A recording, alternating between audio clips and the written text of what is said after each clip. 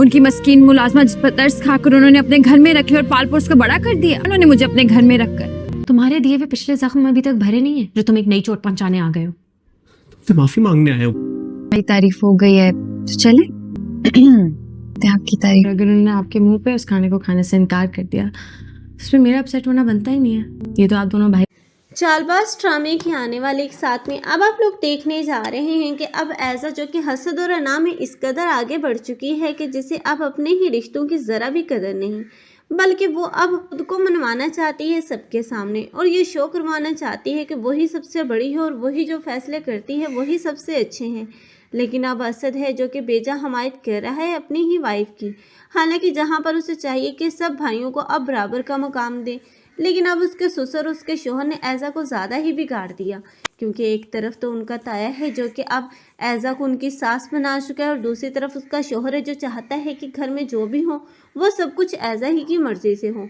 लेकिन ऐज़ा है जो कि बहुत ही बड़ी मकार और चालाक देखने को मिल रही है, क्योंकि अब यही ऐज़ा है जो कि ना तो अब ईशल और आशिर को खुश रहने देगी और ना ही अब वो अनाया और रूहान को, क्योंकि अनाया जिसने अब अपनाने का फैसला कर लिया था रूहान को और वो रूहान के साथ बहुत ही ज़्यादा खुश थी, लेकिन अनाया की भी ये खुशी अब इस ऐज़ा से देखे से भी देखी नहीं जाएगी, क्योंकि ईशल को उस घर से निकालने के बाद अब वो अनाया का सच इस रूहान के सामने ला देगी और रूहान की नज़रों में अनाया को मशकूक करार देगी कि अनाया का पहले भी किसी के साथ रिलेशन था और हो सकता है कि अब उसने के साथ कोई शादी भी की हो। लेकिन अब रूहान है जो कि अब अपनी भाभी की बातों में आकर इस अनाया पर शक करेगा और अनाया से अब सवाल करता हुआ नजर आएगा और आखिरकार अनाया है जो कि इतनी ज़्यादा बेबस हो जाएगी कि खुद ही अब सारा सच इस रूहान को बताएगी।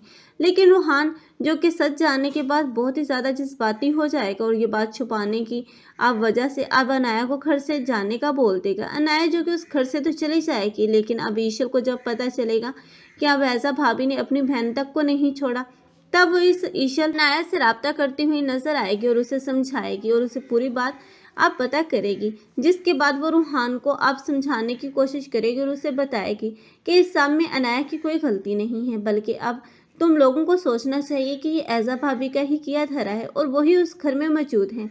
तब जब ऐज़ा से सवाल किए जाएंगे और असद के सामने ऐज़ा की असलियत आएगी तो ऐज़ा को असद अपनी ज़िंदगी में बर्दाश्त नहीं करेगा। तब वो अपने भाइयों के सामने भी बहुत ही ज़्यादा शर्मिंदा होगा कि उसकी वाइफ ने अब उन लोगों की ज़िंदगियों के साथ इतना बड़ा खिलवाड़ किया।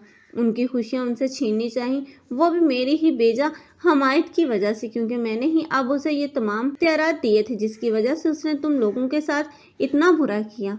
आप लोगों को ये ड्रामा कैसा लग रहा है और कौन कौन रूहान और अनाया को एक साथ देखना चाहते हैं, कमेंट सेक्शन में अपनी कीमती राय के इज़हार लाजमी करें। मज़ीद ऐसे रिव्यूज़ के लिए हमारे चैनल को लाजमी सब्सक्राइब कर लें। अगर आप लोगों को हमारी वीडियो अच्छी लगी हो तो वीडियो को लाइक करना मत भूलिएगा। अल्लाह हाफ़िज़।